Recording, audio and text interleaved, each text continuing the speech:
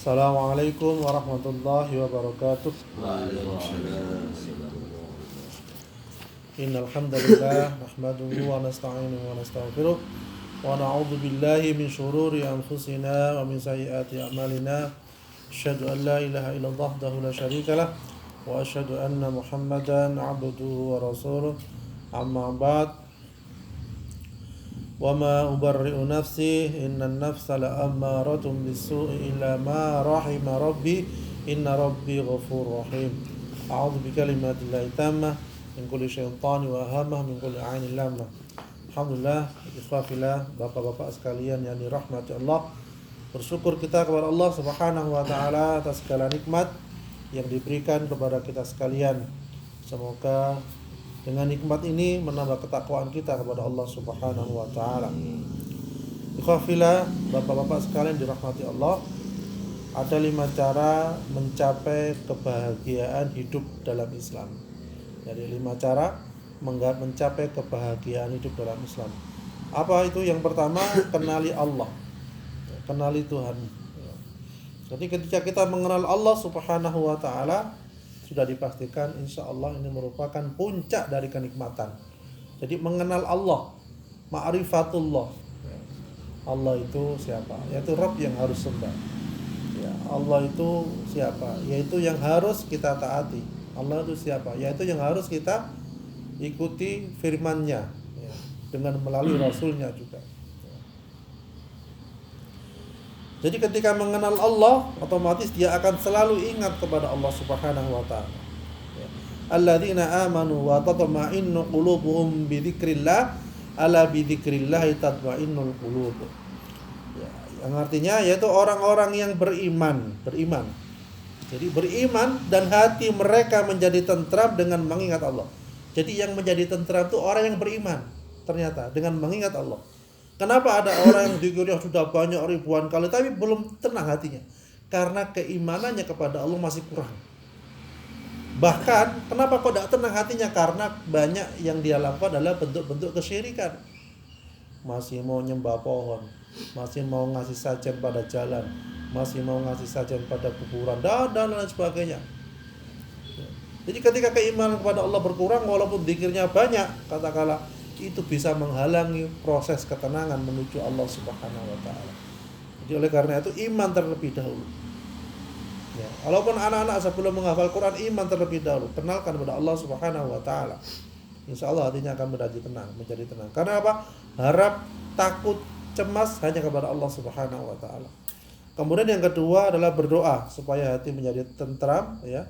Itu berdoa kepada Allah Subhanahu wa taala. Ya, donga, minta kepada Allah, ya. Semuanya apa yang kita inginkan minta kepada Allah. Jadikan hidup kita selalu minta kepada Allah. Mau air minta kepada Allah, mau sandal minta kepada Allah, gitu. Mau anak yang soleh minta kepada Allah, mau dagangan laris minta kepada Allah.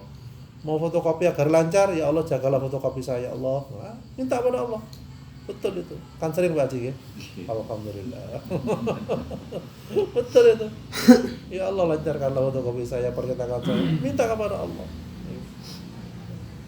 Ya Allah jadikanlah sawah saya bebas dari hama. Minta kepada Allah. Ya Allah jadikanlah bukunya laris. Minta kepada Allah semuanya. Ya Allah jadilah kuat menebang tebu. Minta kepada Allah. Berikanlah saya kekuatan ya Allah. Itu banget ya semuanya. Ya, Pak ya juga, ya Allah berikan kekuatan saya pergi ke masjid, ya ke sini ke masjid, minta pada Allah. Kalau nggak dikasih kekuatan pada Allah, nggak akan sampai ke dalam masjid gitu, insyaallah. Jadi Allah senang ketika kita minta kepada Allah. Ya. Ketika hati sedih, gundah gulana, ya minta kepada Allah. Apa mintanya? Seperti doa yang kita baca tadi. Allahumma inni a'udzubika minal hammi wa hazan, wa a'udzubika minal ajzi wal kasal, wa a'udzubika minal jubni wal bukhl, wa a'udzubika min ghalabatid daini wa qahril rijal. Ya Allah, aku berlindung kepadamu dari rasa sesak dada dan gelisah. Rasa sesak dada dan gelisah. Dan aku berlindung kepadamu dari kelemahan dan kemalasan. Ya. Mesti kita punya rasa kelemah dan malas. Ya. Dan aku berlindung kepadamu dari sifat pengecut dan kikir. Dan aku berlindung kepadamu dari dilingkupi hutang dan dominasi manusia. Ya, termasuk hutang, ya. Kita minta pada Allah, semuanya Allah yang akan melunasi, ya. Seperti itu. Jadi itu yang ke berapa tadi? Ke dua ya, berdoa kepada Allah. Yang ketiga adalah berbuat kebaikan ya. Habiskan waktu kita untuk berbuat kebaikan ya. Jadi banyak yang bisa kita perbuat dalam kebaikan ini ya, puasa ya, sholat ya. Jadi hari-hari kita, sholat malam kita kalau kuat kita usahakan 11 rakaat misalnya. Enggak apa-apa. Malam enggak kuat ngantuk ya, habis isya mau tidur kita enggak apa-apa, sholat malam 11 rakaat ya. Nanti malam mau ditambah lagi silakan, tapi enggak usah witir juga ya, seperti itu bisa. Karena Rasulullah itu insya Allah paling banyak sholat malamnya 11 rakaat ya. Seakan-akan terawehan, seakan-akan ya.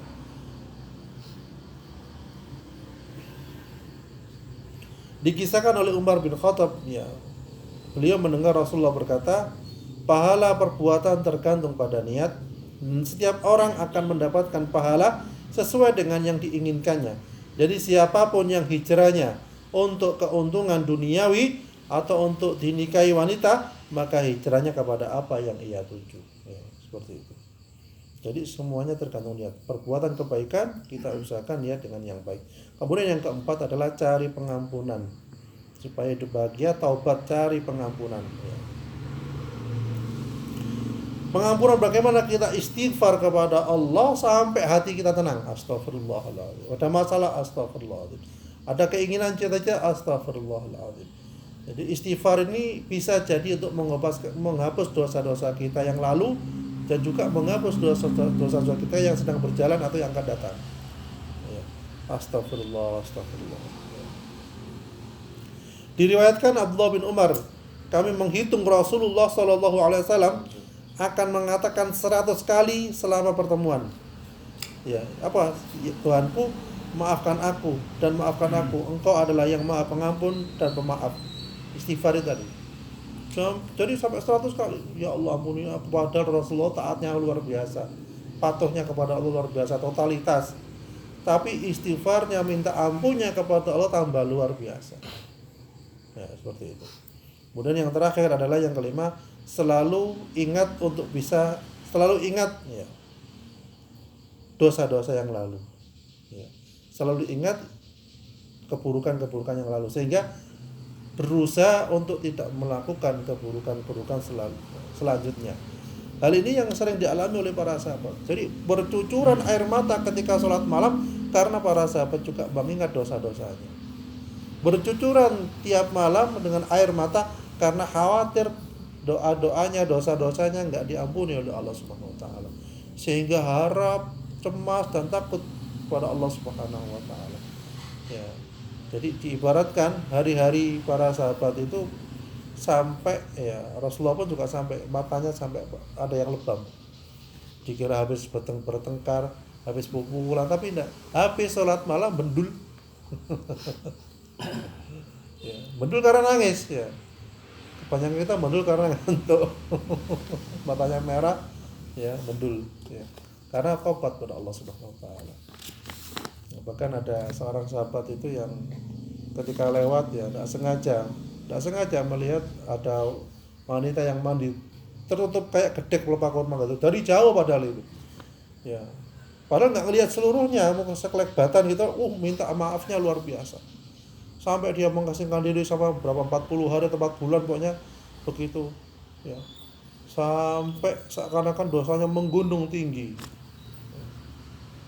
padahal kelihatannya cuma tidak kelihatan semua, sekedar remeng-remeng gitu, tapi saking dia merasa berdosa kepada Allah Subhanahu wa taala ya.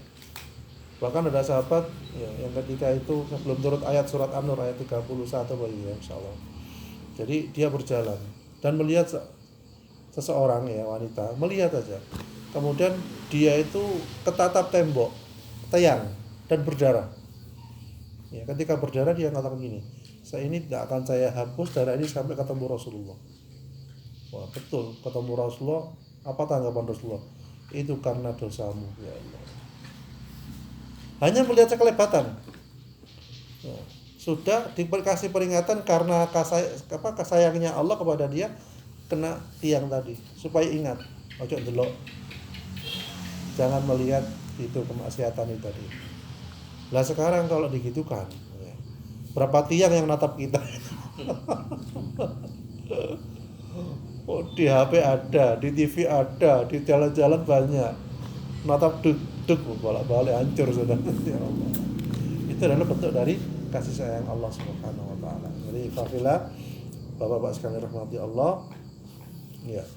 Mari kita berusaha menggapai hidup ini bahagia, ya. Dengan cara yaitu tadi, ya. Ada 5 tadi ya yang ringkas. Yang pertama apa tadi Pak Luci? Kenali Allah. Ya, kenali Allah. Ya, kemudian yang kedua berdoa. Ya, yang ketiga apa sih? Berbuat kebaikan. Yang keempat Cari pengampunan. Masya Allah. Yang kelima betul, Masya Allah. Jadi insya Allah dengan begitu kita raih kembali. Kok belum bahagia kok gelisah istighfar. Kok belum bahagia ngaji. Kok belum bahagia minta melakukan sedekah dan lain sebagainya. Insya Allah sampai kita dapatkan kebahagiaan